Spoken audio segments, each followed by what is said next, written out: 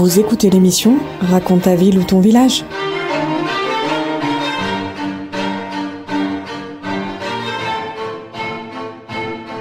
Bonjour à tous et à toutes, nous avons le plaisir de retrouver Claude Régnier, président d'Arnica Montana. Bonjour Claude. Bonjour. Et on va parler de la biodiversité dans les Hautes-Alpes. On va tout d'abord commencer par qu'est-ce que la biodiversité? Expliquez d'abord. Et oui, parce que la biodiversité, tout le monde parle de biodiversité en tant que nombre d'espèces animales ou végétales. En fait, le terme de biodiversité, il a été défini, on pourrait presque dire, en 1992 au sommet de Rio de Janeiro, sommet international, qui a popularisé un petit peu cette biodiversité, et d'ailleurs les États signataires de la Convention sur la biodiversité ont admis l'importance de la biodiversité et ont admis que la baisse de la biodiversité est aussi dommageable pour l'environnement que le changement climatique. Mais cette biodiversité, elle comprend les espèces, le nombre d'espèces animales ou végétales, mais également le nombre des écosystèmes. Disons, pour simplifier un peu abusivement, le nombre des milieux naturels, ça fait partie de la biodiversité. Mais également la diversité génétique au sein d'une même espèce. Ah oui, c'est vaste. Et oui, vous prenez une plante.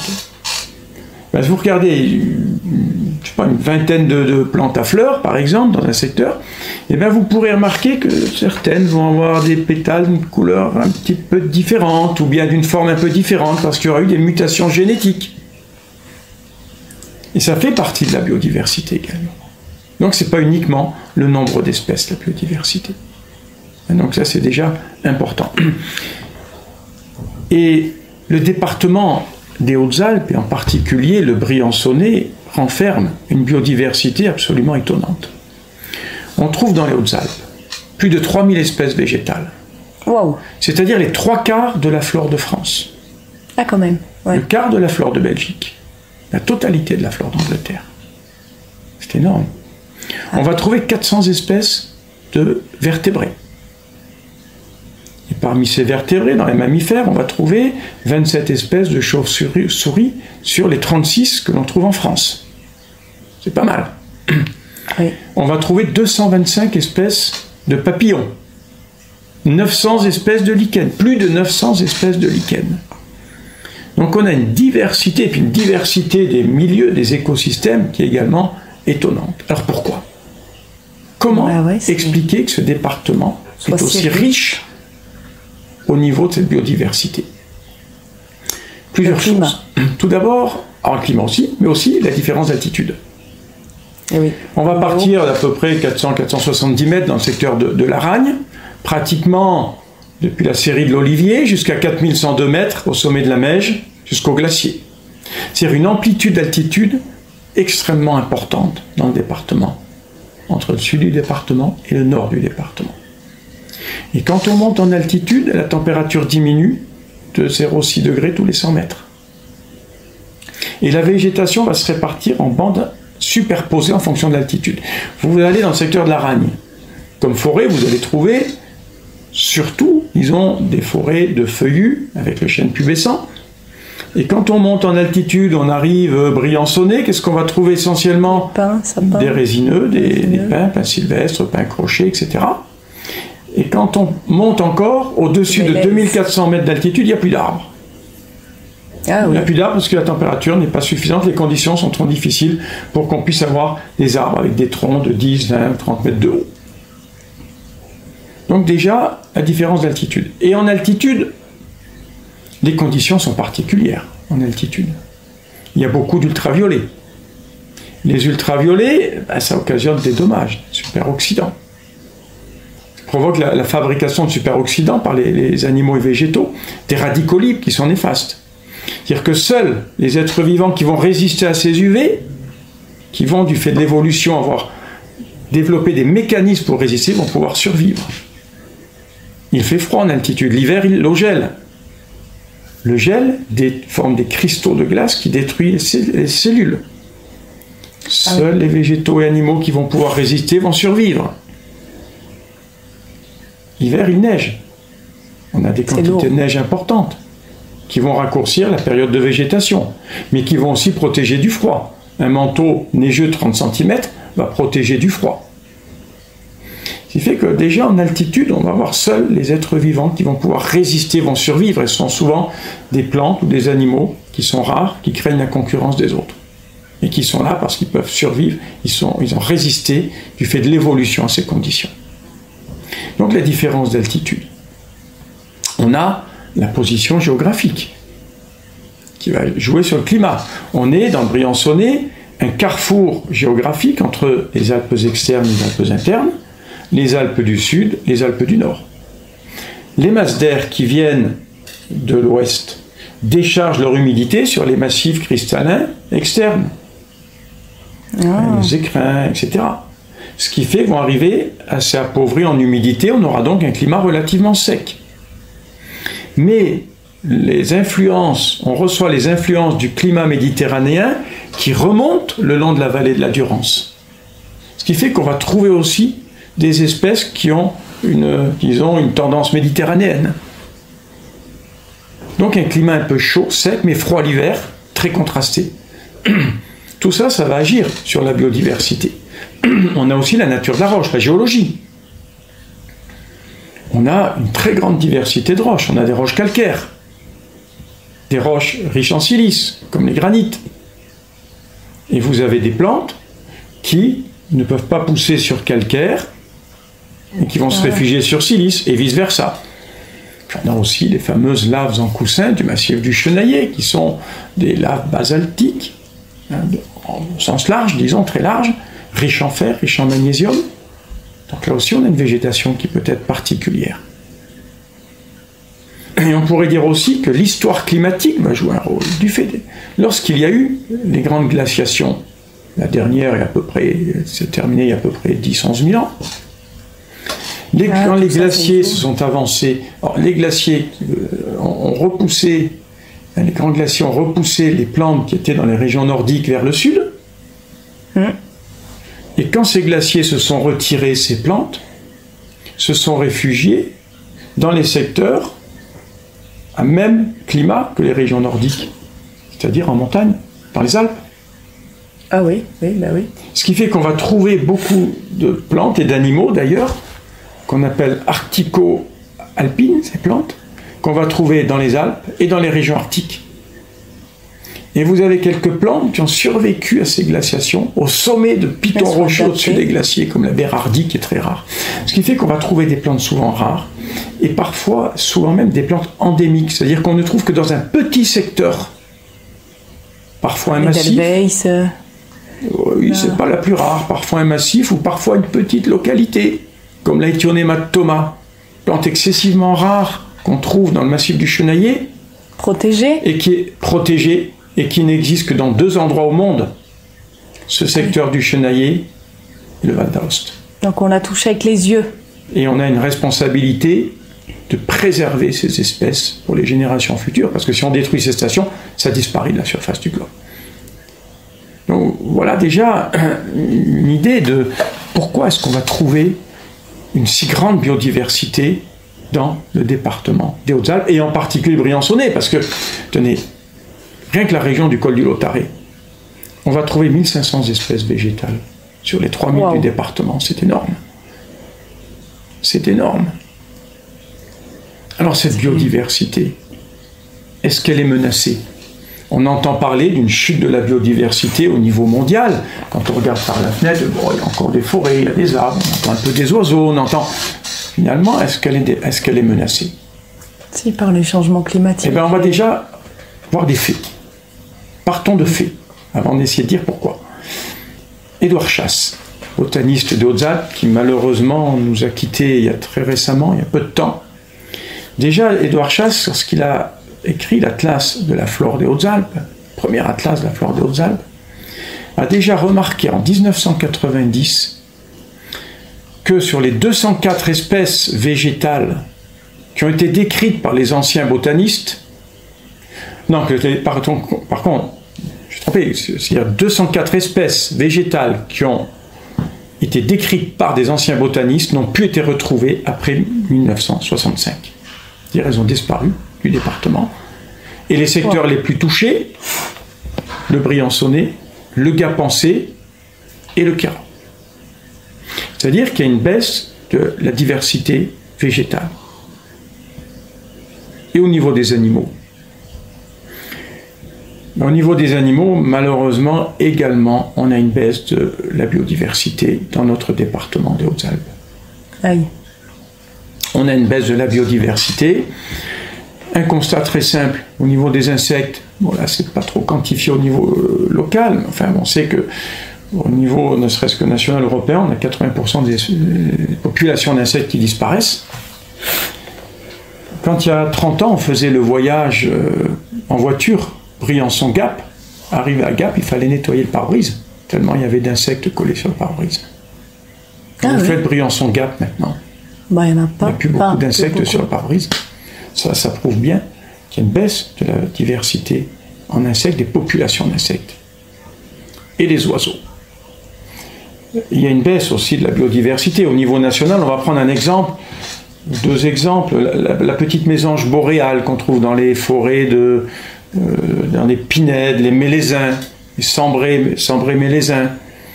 Cette petite mésange boréale, sa population a baissé d'environ 40-45% au niveau national en 20 ans. C'est énorme, presque la moitié de la population qui a disparu. C'est pas l'espèce, mais la population, c'est énorme. Ouais, et en région PACA, on est dans plus de 70%. Pareil pour le petit roitelet huppé qu'on trouve aussi dans les forêts de résineuses. Et au niveau Arnica-Montana, on participe à un programme, parce que ces chiffres, ils sont issus d'un programme du Muséum national d'histoire naturelle, le suivi temporel des oiseaux communs. C'est-à-dire qu'on estime les populations d'oiseaux et on essaie de suivre l'évolution de ces populations dans le temps avec un protocole très strict. Et au niveau Arnica-Montana, on participe depuis 2002. Donc ça commence à faire quelques années. Oui. Donc ça commence à être un indicateur. Plus des points d'écoute qu'on fait au niveau d'Arnica-Montana, c'est-à-dire qu'avec un protocole très strict, on va passer 2 fois par an, à la même date, à la même heure, sur plus de 10 points. Ah oui. Et on écoute, alors le protocole stock pendant 5 minutes, l'autre protocole qu'on utilise à Arnica sur aussi 10 autres stations, c'est 20 minutes. Ah oui. Mais quand on regarde le nombre de contacts depuis 2002 jusqu'à 2024, on voit la différence. C'est une diminution énorme. Je me souviens quand j'ai commencé les comptages de stock en 2002, en 5 minutes, je n'arrêtais pas d'écrire. Et maintenant, de temps en temps, on me crie, un petit chant. Une catastrophe, ça chute énormément. Oui. Ça chute énormément. C'est-à-dire même dans le département des Hautes-Alpes, la biodiversité est en chute extrêmement importante. Alors pourquoi ? Eh oui. Comment expliquer cette chute de la biodiversité ? La pollution. Alors déjà, Édouard Chasse, on a parlé tout à l'heure d'Édouard Chasse, en 1992, il cite déjà des causes de la diminution de la biodiversité. Et parmi ces causes, il va citer les aménagements.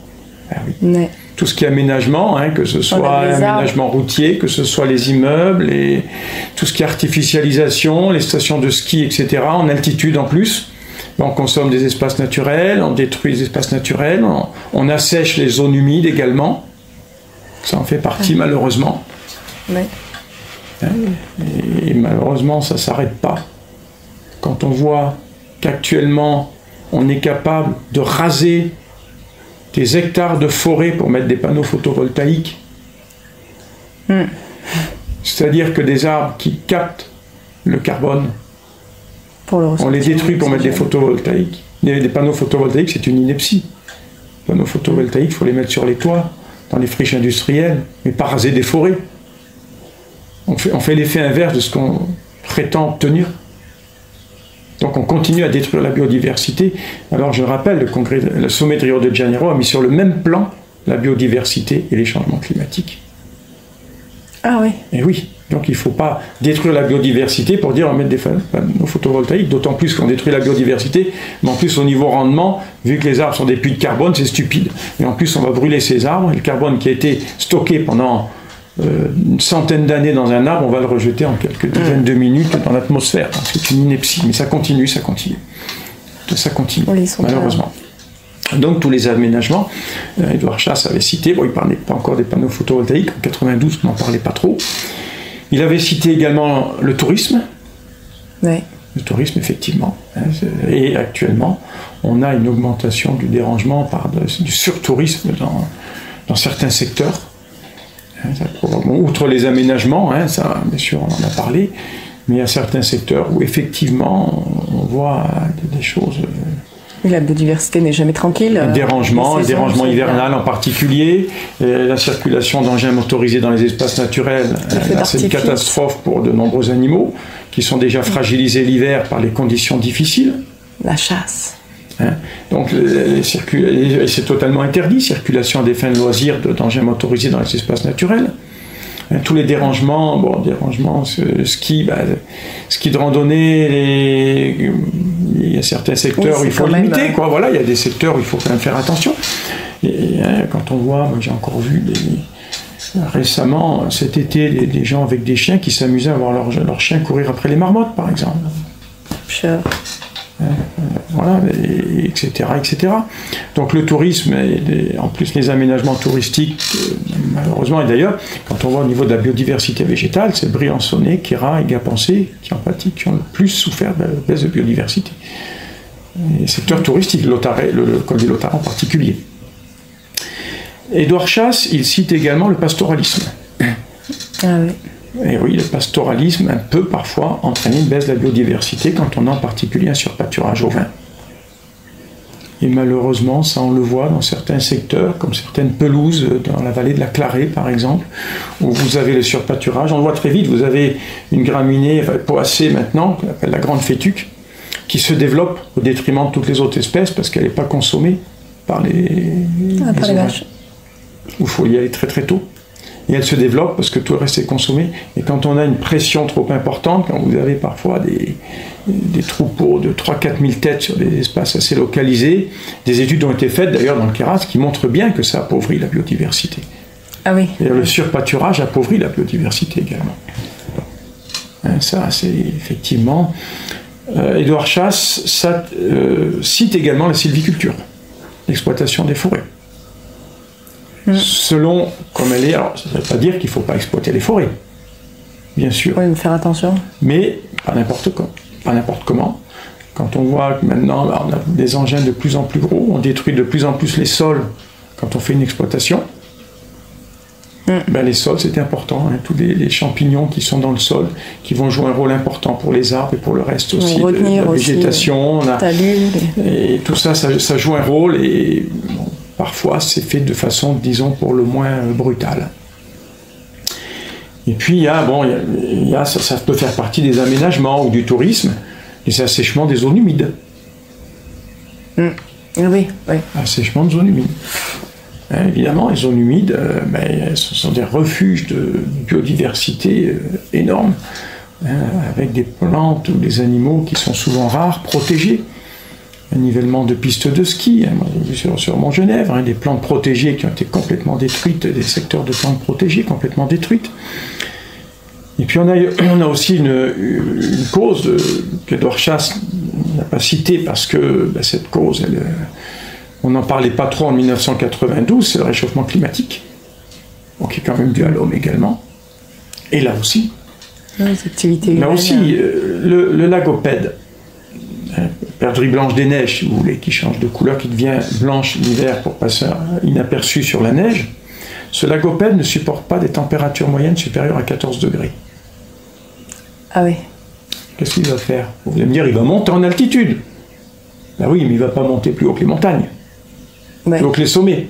Il va mourir. Il va disparaître. Déjà, sa reproduction, c'est une catastrophe du fait du dérangement, du fait de pas mal de choses. C'est une catastrophe. Il va disparaître. Au niveau des plantes alpines, il y a des études qui ont montré que si d'ici 2100, la température moyenne augmente de 3 degrés, et malheureusement, ça risque d'être au-dessus. Ah oui. Ce sont 80%. En si peu de temps? 3 degrés en moyenne. Ah ouais. Ce sont 80% des refuges végétaux alpins qui vont disparaître. Ce qui va entraîner la disparition du tiers à la moitié des espèces de plantes alpines. Wow. Et même si la température, disons l'augmentation de la température du fait de l'effet de serre s'arrêtait maintenant, malheureusement ce n'est pas le cas, ce serait 40 à 70 espèces végétales qui disparaîtraient, Ah ouais. qui risqueraient de disparaître fortement. C'est énorme. C'est énorme. On voit déjà les effets au niveau des animaux. Certains remontent, par exemple, le petit duc d'Europe. Il y a 25 ans, il ne dépassait pas Briançon. Maintenant, il chante à Névache. Ah ouais.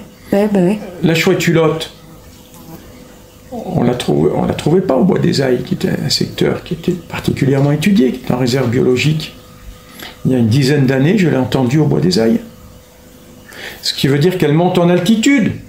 Mais au bout d'un moment, oui, elle pourra plus. Vous me direz, bon, la chouette hulotte, il y en a en plaine, il y en a là, c'est pas grave. Ben, le problème, c'est que dans le Bois des Ailles, on va trouver une toute petite chouette, qui est la chevêchette d'Europe. Elle fait partie des petites chouettes de montagne, avec la chouette de Tengmalm. Elle s'entend peut-être pas avec l'autre. Pas du tout, elle rentre en concurrence, et même pire. Ce qui veut dire Oui. qu'on risque d'avoir disparition de la chevêchette. Parce que la forêt, qui a tendance à remonter, elle ne va pas remonter aussi vite que la chouette hulotte. Oui. Donc, vous voyez, ça entraîne tout un tas de déséquilibres. On a des espèces invasives aussi, qui vont trouver des conditions qui vont devenir favorables. Bon, on connaît l'exemple du moustique tigre. Alors, revenons un petit peu dans le Briançonnais. On va prendre un exemple. C'est la processionnaire du pin. Oh pauvre. Ah oui, ça. La processionnaire du pin, il y a une vingtaine d'années, elle ne dépassait pas l'Argentière, la Roche de Rame. Ah oui, maintenant il y en a. On a jusqu'à 1700 mètres pratiquement, on en trouve. Et pourquoi? Parce que ces processionnaires du pin, quand la température est en dessous de moins 16 degrés, Ah, il fait. elle meurt. Ah Là, on a plus souvent du moins 16 degrés. oui. Ouais. Quand les températures sont trop basses, même sans atteindre moins 16, les chenilles ne peuvent pas suffisamment sortir pour se nourrir. Ben maintenant, les températures sont plus suffisamment basses, c'est-à-dire qu'elle va trouver des conditions de survie même en montagne. Et elle dévaste tout. Et ça peut parfois occasionner un certain nombre de dangers. Elle remonte aussi en latitude d'ailleurs, pas qu'en altitude. Donc vous voyez, malheureusement, dans le Briançonnais, dans les Hautes-Alpes et le Briançonnais, on a une chute de la biodiversité, on peut avoir la pollution aussi, l'ozone en particulier. Notre association a travaillé sur l'impact de l'ozone sur la végétation naturelle avec l'INRA, et il y a certaines plantes qui commencent à être impactées par la pollution par l'ozone dans le Briançonnais, dans le département des Hautes-Alpes. Ah oui, oui. Donc il faut faire quelque chose, réagir vite. Il faudrait réagir vite, mais malheureusement, il y a des effets d'annonce, oui, mais malheureusement, c'est difficile quand on intervient pour protéger la biodiversité, quand il y a d'autres intérêts en jeu, malheureusement, c'est pas évident. Et ce que je voudrais quand même dire, on pourrait dire en conclusion que le département des Hautes-Alpes possède un joyau de cette biodiversité remarquable, dont certaines espèces sont uniques qu'il faut au département, préserver pour les générations. Et cette biodiversité, c'est le résultat d'une longue histoire évolutive de plusieurs centaines de millions d'années. Et actuellement, on est en train de la détruire en quelques dizaines d'années, quelques décennies. Donc il faut protéger cette biodiversité. Il est encore temps, la nature est résiliente, mais il ne faut pas attendre. Et prendre des mesures qui soient de vraies mesures, pas uniquement des effets d'annonce. Donc il faut préserver cette biodiversité. Il est urgent de le faire parce que des espèces vont disparaître complètement. Et ce serait dommage. Pour la survie de l'homme. Merci beaucoup, Claude. À bientôt. À bientôt. Salut.